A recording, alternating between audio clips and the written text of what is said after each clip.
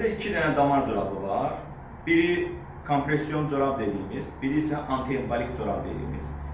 Xəstəxanada yatanlar, stasionar müalicə alanlar üçün antiembolik corablar təyin olunur. Kompresyon corablar isə hansı ki varikoz xəstələrində, limfostaz xəstələrində, ayaqda bu və digər səbəbdən ödəm olan xəstələrdə, hamiləlik dövründə tez-tez təyin olunan corablardır.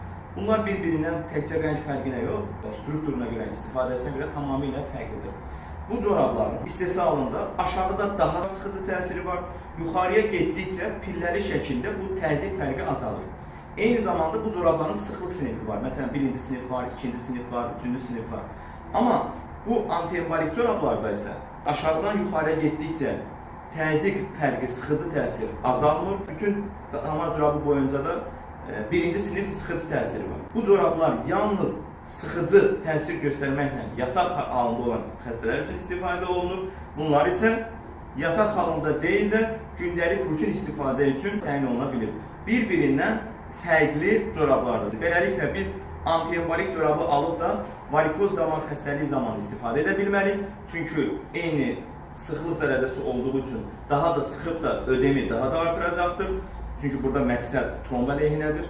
Və bu corabı da alıb bu xəstələr üçün, bu şəxslər üçün istifadə edə bilmərik. Hər birinin istifadəsinin öz göstərişi var.